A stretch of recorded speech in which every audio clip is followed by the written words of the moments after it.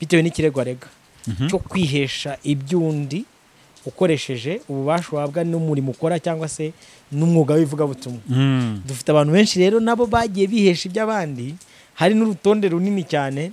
bishingiye ku ivugabutumwa. Donc ukambura umuntu witwaje Imana n'ijambo ry'Imana. Kino cyaha nubwo ari Jean Paul babimburiye, si Jean Paul wenyine wagiye ugikora, kuko abadukurikira babona nyine imihanda uko baza bayinyereraho ni benshi. Ashobora kuba ari we wabaye uwa mbere, ariko araza gukurikirwa na benshi. Aza gukurikirwa na benshi, yaba abo mu gisata cy'iyobokamana, yaba nabo mu gisata cy'iki cya sekiri. Kandi ribu isa nk'iba yarateguje, imeze nka Bibiliya ni kugira ngo urabikora nka kwihora ukagira ngo mpanye nawe. Hari umuhungu njya nkunda kubona munini ufite inda waratukanaga akoze ubundi namutsindira ikiba mwitagasuko rimwe na rimwe noneho ikintu kibabaje muvandimwe we ntabwo ikibazo ahantu kiri ugiko cyumva ni ukwambara umwambaro wa pastorale, wa profete, wa evangelization, ukaza gukora icyo bita evangelization ariko itukana kandi ugatukanira mu ruhame. Hari uheruka kubona aza gukoresha ikiganiro bati turo murizane reka batuje, sibyo? Naba batukana mu ruhame, ndakeka buriya Jean Paul nubwo bataza kubareba babaye icyitegerezo, ntawe uzongera kubona aza gutukana hehe mu ruhame. None se batasabye imbabazi nibura ngo baboroshye icyaha ugira ngo ntibagiye bakora amakosa mu mwuga. Harimo n'irindi kosa rihari, reka ndivuge, nari auditorial yabo buryo babakora buriya. Reka mfate nk'urugero rwafi nkangiye nza kuba ndi umuntu weditingira Jean Paul, ntago nari gutumira inkuru isohoka bamukuruye. Ikindi mutere namwe nk'Ezekiel na Juste bateye nabo basaba imbabazi, musaba imbabazi kuko nibura bishobora koroshya icyaha, kuko abantu mutukanira mu ruhame. Ubundi imbere umuhanuzi yagiraga inama igihugu, none igihugu gisigaye kigira inama abantu.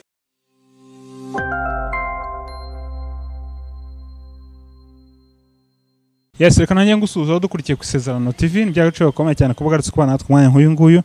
Ndagushimiye aho waba uherereye hose, ushobora kudukurikira hano mu Rwanda cyangwa hanze y'igihugu cy'u Rwanda. Reka nkwifurize kugubwa neza kandi amahoro y'Imana abane nawe. Kuri kamera mwayibonye ndi kumwe na Robert, umuhungu w'Imana, Imana n'Abanyarwanda. Nushaka umwite Yesu, nta kintu bitwaye. Eko ati urigereranyije kwita Yesu. Ntabwo nigereranye. Ntabwo yigereranyije. Yesu riragukwiye. Nese sinasobanura impamvu yabyo. Eko inka byari inka, hene kabyari hene, hene kabyari hene, ntami kabyari ntama. Apotre yo muri ajya gukunda kuvuga uti inka byari inka. Nanjye rero ndi umwana w'Imana kabisa. Nta gitangaza kwitira umugabo wagukoye. Umeze ute muvandimwe? Ndashima Imana. Urakomeye. Yego. Mvuze kuri Apotre Yongwe, nibuka ko n'ubu ngubu rwose aracyari mu maboko ataraye. Ntabwo uramusura? Rero ntabwo namusuye. Ntabwo namusuye, ahubwo yewe ari umushuti wanjye twapanze kujyanayo. Njyayo ngo mbarize ko bamusura baramwangira. We ariko barasura ku cyumweru. Ku cyumweru barasura, kuko ku cyumweru nasuye Juste ashobora kuba yaragiyeyo mu miliyoni isatariye ku cyumweru. Basura ku cyumweru, kuko ngiye ku cyumweru ahubwo nasuye Theogene, umunyamakuru Theogene w'ukwezi. Okay. Ako Theodis wa mwana umuntu azajya kumusura.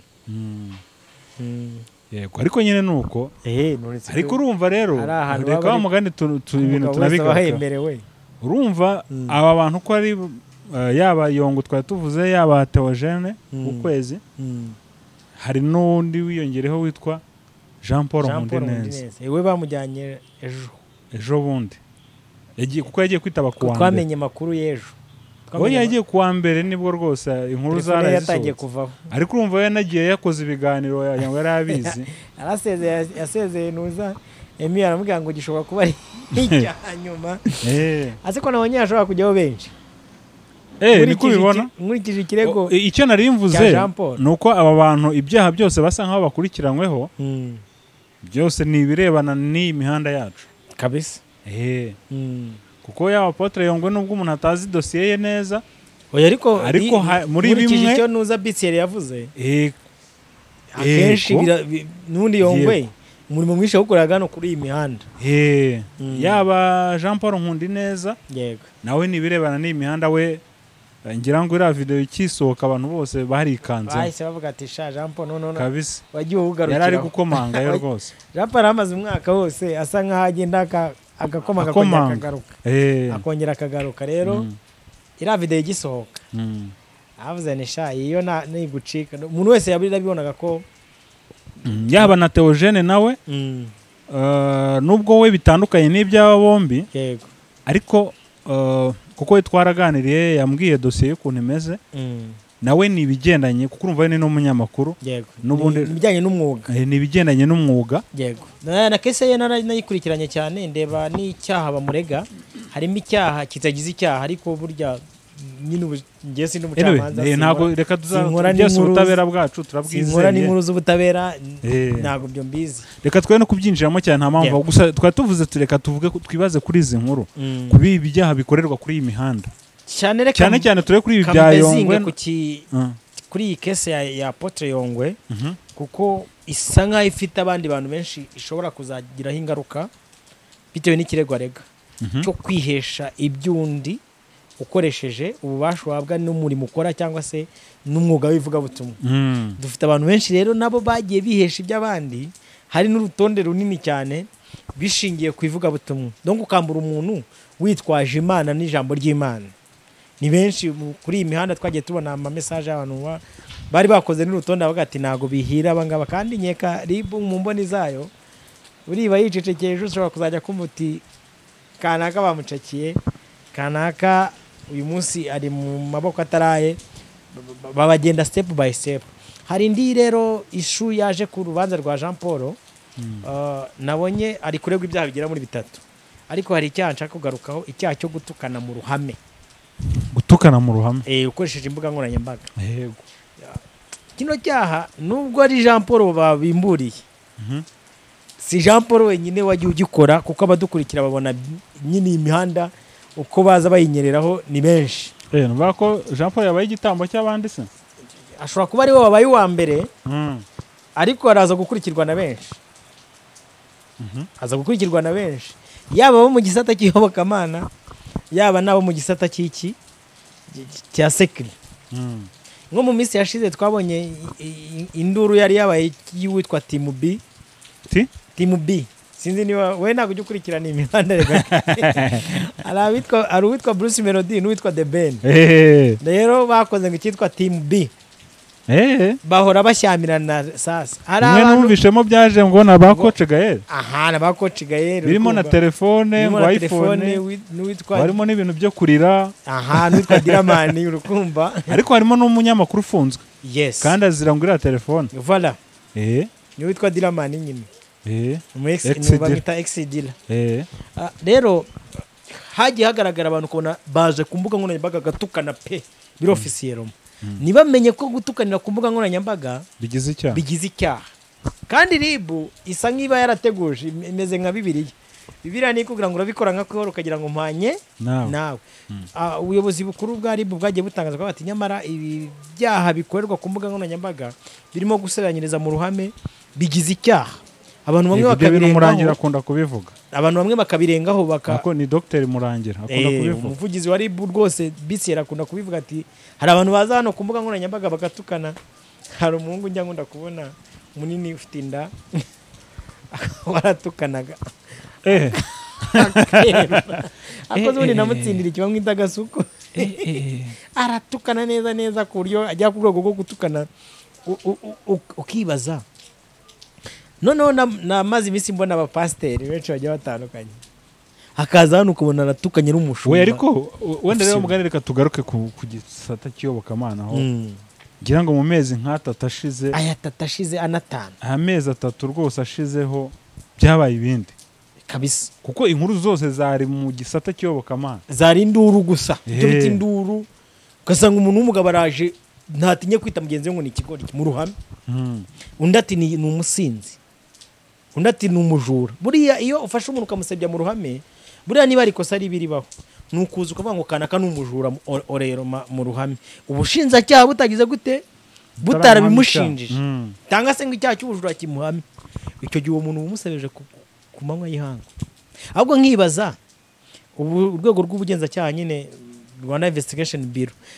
rufite uburenganzira bwo kubona umuntu ataregewe bukaba bwahana umuntu icyo kintu nzakibaza bashobora kuba babifite wenda ariko ntekereza ko bategereza ko umuntu ajya kurega abaye atareze ubwo sinzi abaye atareze abaye atareze dusupoze wenda ngiye Robert uranutse nukiye kuri kamera ndicecekeye ndavuze mu ndangagaciro zanjye nabati sinjya gusubizanya umuntu nigeze kora bati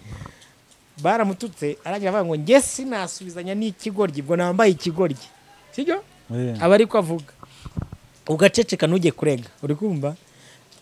mu rwego rwo kugira ngo iki cyaha kijagumya gusakara ntago bafite ubushobozi bwo kuba baza bagafata umuntu ariko ngira ngo niyo mpamvu RIB yo yakomeza kugenda ibivuga kavuga ati ibi bintu mukora ni ibyaha urabona hari nk'ibintu bigeze kuko buriya RIB kabisa ngira ngo buri gihe iburira abantu urabona nko mu minsi ishize hari ibintu byari haraje abantu baza kuvuga ibintu ngo uko babigenza mu gitanda bakanabyerekana bakajya bate RIB ikaza ikanatangaza kanaka ibi bintu mukora ni ibyaha bakabivuga kuko ndabibuka nko mu bo bigeze kuvuga harimo ba Buryohe babo banabisabira imbabazi bavuga ko batazabisubira ngira ngo ni ibintu byo gusebanya nabyo RIB yarazaga ikabivuga wenda we ntiyigeze ivuga ngo ni kanaka ariko ntabwo turi impumyi tubona abantu baza hano kuri kamera ngo umuntu yaje gutuka mugenzi we rimwe na rimwe noneho ikintu kibabaje muvandimwe we ntabwo ikibazo abantu kiri ugiko cyumva ni ukwambara umwambaro wa pastorale wa profete wa evangelization ukaza gukora icyo bita evangelization ariko itukana kandi ugatukanira mu ruhame nko mu minsi yashize reka ngaruke wenda kuri kesi ya Jean Paul bari kuvuga ko nibivugwa ntago babihamywa ko ashobora kuba bitewe na kira kiganiro yakoze cyo gutuka Miss Jolie ashobora kuba ari we wagiye kugira gute kumurega kuko mu cyaha cya kabiri arashinzwe icyaha kivuga ngo gutuka umutangabuhamya mu rubanza sinzi niba uri kunyumva neza ariko na even na Miss Mutesi mu minsi yashize nawe hari kosa yakoze hari speech yigeze gukora atukira abantu b'abagabo umuntu hamwe ngo ni inyana zimbwa sinzi niba iyo ishwara yibonye nakantu kagiye gatrendinga sibyo nyana zinuza yaravuze ngo ni inyana zimbwa sibyo anyibutse umupasiteri w'inshuti yanjye wavuze ati umugabo utarakoye niki ni imbwa ariko none se ariko waba ya specify kandi ntawe yatunze nyine urumva ushobora kudaspecify niba tureba tukareba ko abantu bakwiye kwitonda evo gukora icyaha sibyo ngiye nshobora gukora icyaha sin specify uri kumva ari umugabo umwe w'umwanditsi n'umuromani yaranditse aravuga ngo kugira ngo ugere ku rwego wigarurira isi sibyo ukoresha inyurabwenge mu bwenge kugira ku rwego wigarurira isi ukoresha inyurabwenge mu bwenge ushobora kwicara ugatuka abantu ariko mu kubatuka ukaba ufite umuntu ushaka gutuka mu rwego kugira ngo urabona nka Jean Paul ejo bundi yakoze ikiganiro asezera avuga ati ngewe ariko ntago navuze ngo Mutesi ngo agenda rye Prince Kid navuze ngo amurye umushinga sinzi ngo urumva donc nawe yabonye ko yakoze ikosa ahita aza kurigoroza ngo navuze ngo amurye iki umushinga ako oraroma icyo yavugaga cyaragaragaraga ushobora kuza ukatuka abantu muri rusange ati ngiye mbona abantu bo muri Afrika y'Epfo kandi wowe uri mu Rwanda abanya South Africa ntago bumva si ikizuru bivuzemo turi kugendana ukavuga ati ngewe abantu bo muri Afrika y'Epfo mbamona ari ibigoryi ariko ubwo bugoryi uvuze bukaba ari bikorwa n'abanyarwanda ntago abo bantu ubwira ari injiji zirakumva ko tutse abanyarwanda ariko mu rwego rwo kwiprojecta cyangwa kwiprotectinga wavuze abanya South Africa abantu bageze ngo abantu bo muri Zamburi bo muri Zamburi kwibaza Zamburi ibahe juste urumva iki kintu ndagira ngo tukubwira ngo wenda ribu ngo tuyikangure ngo ize kureba abantu batukana ku mbuga nkoranyambaga sujangira turayibirusha nago tuyibirusha kuko agesho uzanga nibiganiro baba barabibitse babyanariza buri kanya na bya bindi mukuraho biba bibitse yari muri machine hagati kurya akuza gati nayenze ko yisibye ubundi ikintu cyose cyabaye uploaded kuri YouTube processing ikakwereka ngo bibaye uploaded 100%. Cyane kirambura babishatse bakongera bakakigarura. Abantu rero ndabibonera muri angere y'ikintu cyiza. Biraza gutanga isomo turi kugendana buriya urabona ko kuva aho Potre Yongo yaterewe muri yombi za ndirimbo z'ituro zarangiye hari uheruka kubona za gukoresha ikiganiro bati turo muri zane reka batuje sibyo naba batukana mu ruhame ndakeka bura Jean Paul nubwo bataza kubareba babaye ikitegerezo ntawe uzongera kubona za gutukana hehe mu ruhame nkabire haraho byabihuriye nawe barimo basaba imbabazi ewe nubwo none se batasabye imbabazi nibura ngo baboroshye icyaha ugira ngo nibagiye bakora amakosa mu mwuga harimo nirindi kosa rihari reka ndivuge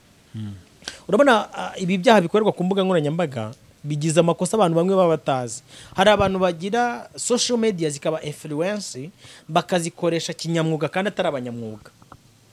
umuntu akaba yagira YouTube channel ikagira ibihumbi 50-60 ubwo by'abantu bamukurikira sibyo ariko ugasanga uburyo akoramo nagakora biri professionnel kinyamwuga niba hari umwuga abantu bagiye batesha agaciro leta nayo ikwiye kuzicara kongera ikarebaho ni umwuga w'itangazamakuru nuko ufite limit ubundi muri media itangazamakuru rifite inshingano 3 abantu bagakwiye kuba bakoreramo none mu makontent agiye atandukanye hari ushobora kuba ati ngenda akorera muri nuza mu nshingano ya entertainment yo gushimisha abantu ntago bivuze kurenga umupaka wa norumeze igihugu wa norumeze amategeko wa norumeze umwuga hari undi ushobora kuza akabati ndakora content yo kwenforma abantu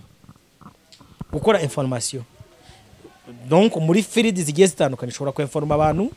mu bijyanye n'umusozi wa politique Iyobokamana uburezi n'undi wari we wese hakaba n'undi akaba ati ngewe nzakora kwedika donc kwigisha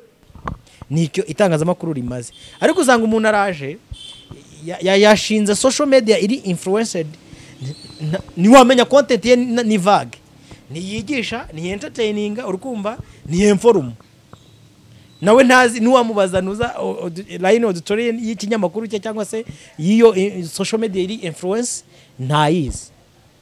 bagakoreramo amakosa rero yo mu mwuga kubera ko badazi umwuga nge numva ikintu nanasaba na leta kugira ngo abantu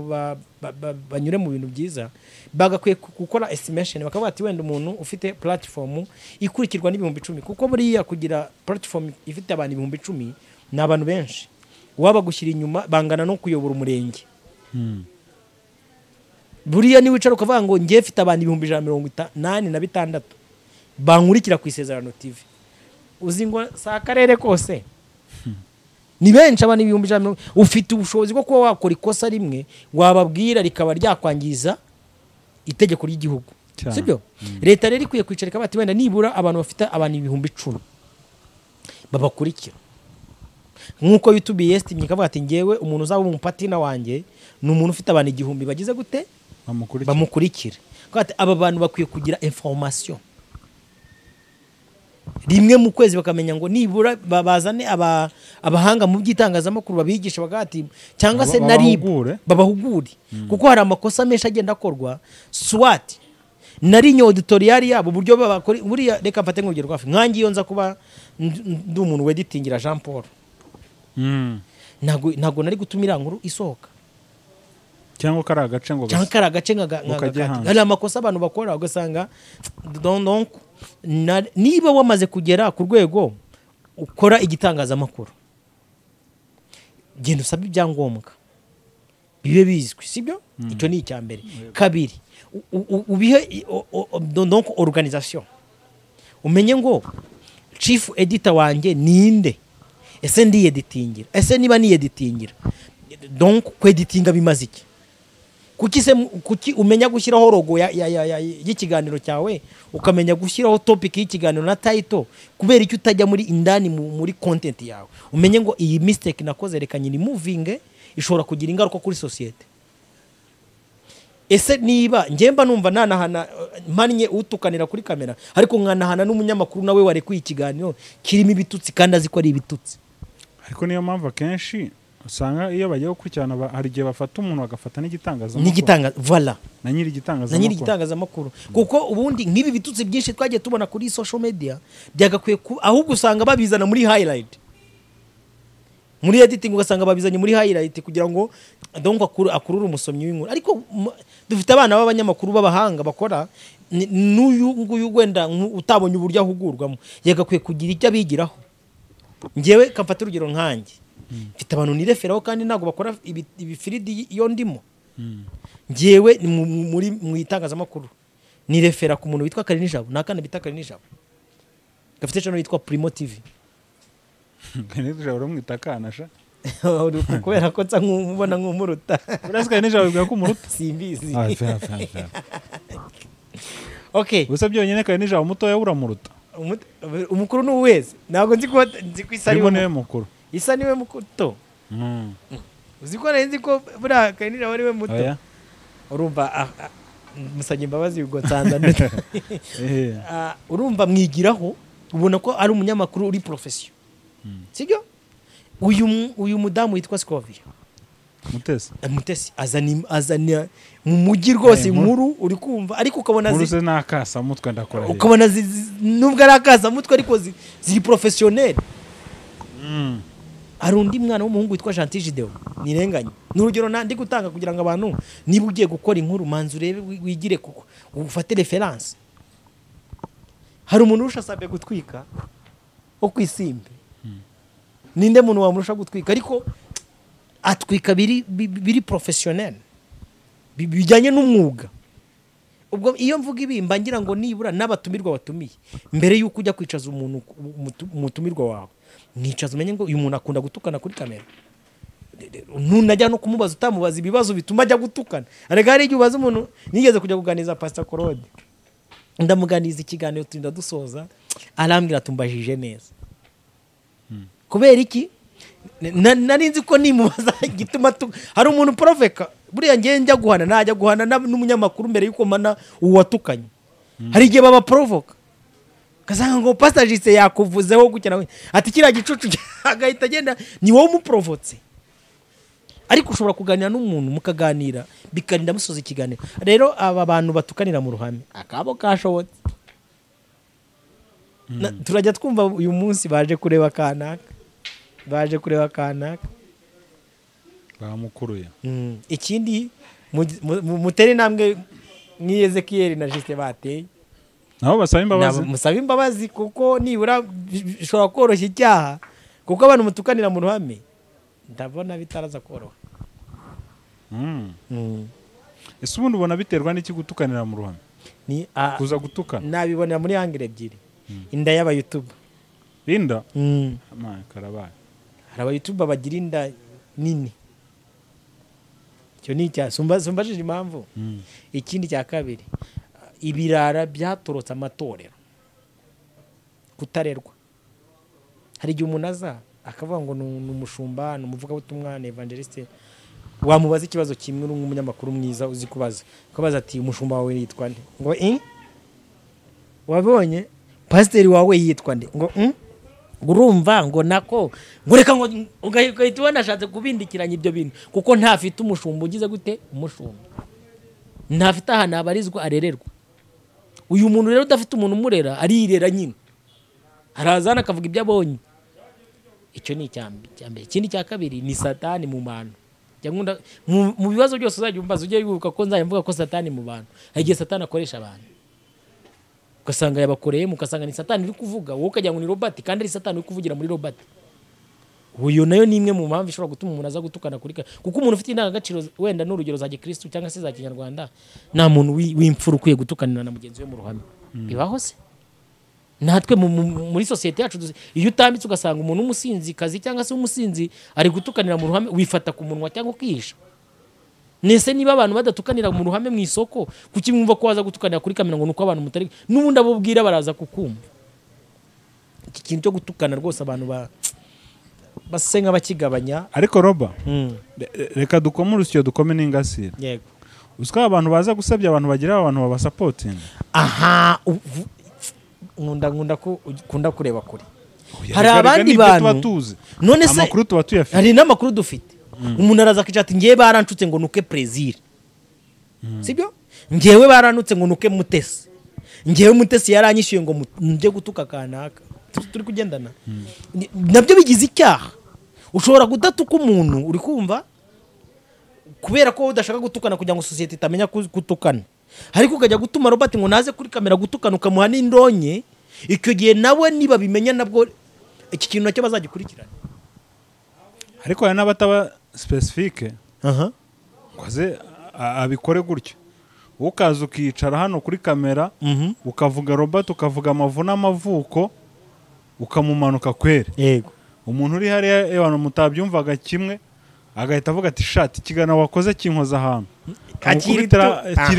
Voilà. Agahita mukubita. None ugasanga hari n'icyo wundi uzikina abakoze abamutije imbaraga. Abamuremye mu mugabo ejo ahubwo ndavuga ibindi. Agahita abyuka ati ndamena umuceri. Burya ntabyo nababwiye kuri Robert. Reka mena umuceri none sibyo nakubwiye se by'abantu bamwe bihisha ari ukuntu ushobora kuza mutanabivuganya atanakohereje. Ukaza ati ngewe urabona nk'uko turi kuganira mvuga ati abantu batukana n'iki byose. Ati kiganiro wakoze wenda wavuzemo kanaka sibyo mobile money yawe niyihe akagusoni ubutaha ubumurozi uwo muntu nawe buriya cyo ngundira Imana igira ubutabera uzi ko uyu muntu Imana imuhana mu bumana bwayo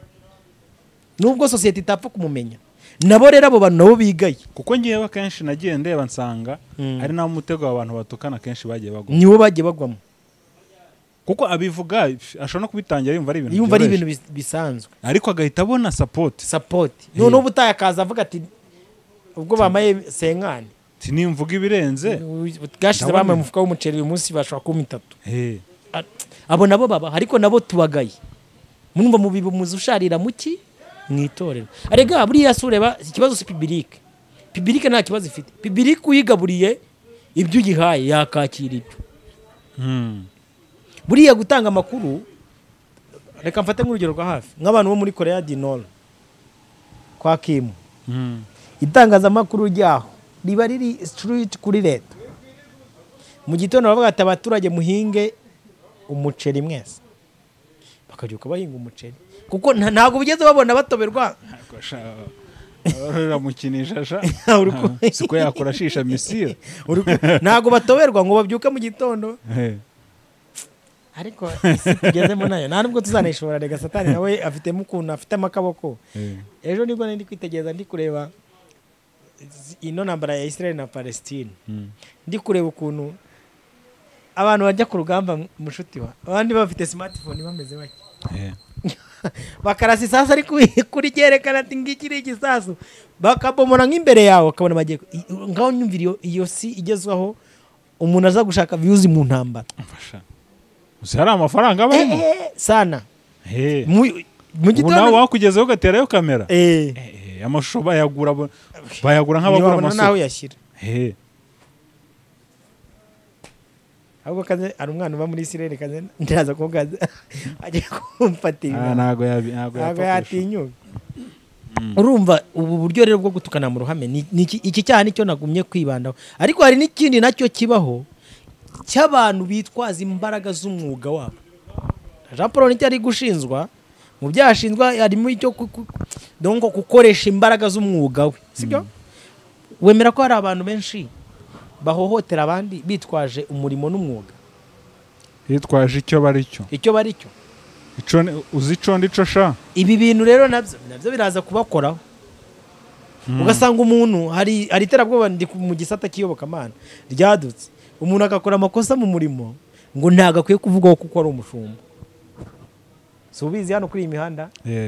ariko ngo nge ngo ubundi burabwana ngo buhana umushumba gute urikomanga urakora amakosa ngo ntago umushumba akwiye kuvugwaho ariko uziko nabyo bigize icyaha kuba utakeburwa ngo bemerewe kukuvuga ngo kubera kuri umushumba kuba abantu umuntu ataza ngo yicara nabaga ati ibi bintu uyu muntu ari gukora biri gusebya umurimo w'Imana ngo ntago wemere guhana umushumba. Umushumba hanwa nandese ibi byaha niba ari ariko abashumba nyine bakaba bahanwa n'ababyeyi babo bo mu mwuka ahubwo barabafite nabo bashumba kuki mudafite ababyeyi bo mu mwuka bahese ubashumba benshi bo kuri imihanda ugira ngo babajije ati nyereka so wo mu mwuka hari uwakubeshya akavuga ati papa wanjye ni kana akavuga ati okay baretse gatoya nimero ye ndayifite muhamagara yakuvuga ati katinga nuko ati katinga ibyo bintu ni urugero nyine nguhaye n'ababeshya ngo bafite abashumba babo mu mwuka iyo umuhamagaye usanga ntawe afite. Kabiri aba bana b'abanyamakuru ngiye nimo njya nkunda gupwete cyangwa ugasanga wenda baranaziranye kuko umuntu bigeze no gusengana ariko baherukana ari njya mbona abana benshi b'abanyamakuru badakora n'ibintu biri professionnel ariko uziko bishoboka kushobora kuvuga ati ngiye umushumba wanjye ni kanaka ni Robert ngiye nkaterura kamera nkaza kumureba ati tubwira ukuntu wazaye umwana mu mwuka akaba ari ikimayibobo tumubona kuri iyi mihanda umvisha inkuru yubakitse neza. Ubwo umushumba umwe akubwira ati mushumba wanjye ni Robert kazindukira kwa Robert kati muraho neza mushumba ntunamubwire kuko ushobora kumubwira akakuguha inkuru nifuza kuganira namwe. Biravuga yuko ari wowe wazaye Evode nibyo koko Evode yakuriye mu biganza byawe uyu munsi timerukana nawe 2018 turi mwana mbere hari no kuvuga ati ntago muzi n'urugero nyine nguhaye. Rero sinzi impamvu isi isigaye ikeneye abayobozi kurenza uko yakenera abizera. Ubundi isi yari ikeneye umuhanuzi kurenza uko umuhanuzi akeneye leta. None turi kuhanirwa na leta kurenza uko abitorero aribo bagakwiye gufasha leta ibintu bikagenda neza. Oya ubundi oya nibyo ubundi imbere umuhanuzi yagiraga inama igihugu none igihugu gisigaye kigira inama abantu ntago kiri kubagira inama ahubwo byaranarenze ahubwo bisigaye kubatimbura kubera ko nyine nabo barananiranye. Ubu koko ribu yagakwiye gufata apotre Yongo ikamufungira kucuzi tw'abandi nicyo cyaba murega uri kumva apotre Yongo yagakwiye kwigisha abantu bacuza tw'abandi kubireka yagakwiye kujya kubwira abantu bita abapaka buri munsi akagati ibi bintu nyabana mukora Imana izabana kera rugiye rubi yajyaga iza ku deploying abantu bakoze ibyaha hano hirya igahamagara itangazamakuru najyaga nyeyo nyigikora kuberekana bagakwiye kuba bahamagara apotre Yongo akagenda akabigisha ijambo ry'Imana abihanira ngo bagapfukamira ahubwo basana tujye tuba clair. None se my dear reka dupasinga hano mu gisimenti harimo semi mega church zingahe have nini church zingahe hano inyuma hano ku isoko sibyo hari urusengero ntago wazibara ariko se kuki gisimenti yabaye gisimenti duhura n'abana b'abakobwa bari kunywa itabi ubuduhinja abanywa inzoga kandi hari amacaca arenze 6 aba hari imboni zabo zibereye muri cash niba tugeze ku rwego irabamariramo rero nibyo nandi kubabwira barabamariramo kuko mwanze kuvuga ubutumwa bwiza mwiha kujya kwirwa mutubu none hari indi societe nayo mbi leta nayo ikwiye kuzanitaho societe ya diaspora yoshya aba bantu kubi yabashobora ni iki se kuko iriza amafaranga bakakwaza impamvu bayohereje icyo si ikibazo ariko nose twanga amafaranga za mu gihugu ahubwo aba bantu leta nibakora mu kwabo ngira ngo wenda bizajya ku murongo nitubona ibagiye buri munsi igenda ibakoramo mu kwabo kandi biroroshye kuba abantu bakongera bagasubira ku isoko bakavuga ubutumwa bwiza ariko imeruka igiye kuba umuvandi uko icyo ngicyo uvuga ubuse buri wese yagereza amafaranga niyo mfite umuvandimwe mu Buholandi akanyeze amafaranga zibanze maze nimero z'ibisambo kamanza birazwa rega nta maliste ajya korwa hano ngati iki gisambo bacyohereza kimaze gisobanura impamvu bacyohereje aya mafaranga birahari ariko nawe ashobora kugira inshuti hari azimwohereza cyo si ikibazo ariko iyi societe nayo uremera ko nayo yoshya ariko ifitemo akaboko nayo kubatera amabuye udatuma ahubwo batatwohereza amafaranga ahubwo nanjye banyeze ndayakeneye nanjye bayana baduhi ariko se bayaduhaye muri nanone tujye rega tuganire ngiye nareka kuvugisha ukuri muyaduhaye muri rwego urama amafaranga kubera ko uvuga icyo we kanaka donc niki gitumye amafaranga mbere yuko uyohereza manzi ukore ahubwo wenda ushobora kwibaza ukavuga uti kuki amafaranga bayohereza mu bidafite umumaro hari ibifite umumaro bakaye bagira nk'ubwashize nagiye gusura sinzi niba warabonye inkuru nagiye gusura utwana mu Bugesera n'akana kabana n'abana batanu uri kumva kabarera nyina yarapfuye ise arabata gafite imyaka 11 aho kugira ngo ufate amafaranga uyohereza igisambo waje tukajyana gusura karakana ndashimira abantu bamaye matera ngajya kubasura bakama ibiryo ngajya kubusura abo bana nese ko twagiye tukafasha abo bana hari n'abandi benshi bakeneye ubuvugizi nibura aho ngaho bukoze n'igikorwa kikizimo Imana izana kwibukira uziko dusige turwana n'abanyamakuru muri sport ejo nari ndi kureba kuri Fine FM bari gufasha kana ka Cedric warabibonye iyo nkuru ninjo ya trendinze biba ngombwa ko ajya kuyireba yes ya nkuru irababaje uri kumva ndashimira barigani nabonye hari akana bavazanya kuri Doctrine n'indera baragafata bakavanyanya kuki abantu batabaho ari uwo mutima muzima niba wumva ushaka gufasha fasha umuntu ari kuvuga ati ave ku rwego ukoreremo n'umugisha hasi urajya gufasha umuntu n'umuntu abona baramushinza ko yanywera inzoga akayasambaniramo sasa uko nabyo ni kibazo nyine urakoze cyane reka dusoze ubwo abantu bakwiye kwigengesera mu byo bavuga cyane ko tuba twaburiwe yego reka natwe tuzana kugira ngo ubuse twari turi gukora umurimo w'Imana turi kuburira abantu niba uje kuri kamera uje gutongana bireke ikibazo baraza kuvuga ko twavuze abantu abaye Roba abandi banyarukiye kuri Yada TV niho ubone ku munsi kuwundi kwifuza kukuvugisha nimero ndazipiningaho nk'ibisanzwe kandi abari badukurikiye rwose twahuguranaga bene data nta mutima mubi nta rundi rwango ntaki no kugira ngo turebe se tutakora ibintu bizima kandi biciye mu mucyo natwe yego tujya dukora amakosa ariko hari igihe umuryango ukavuga ari umuntu akora akarengera hari igihe ubona twarengereye yego ibiganiro byacu rero nakagaruka shalom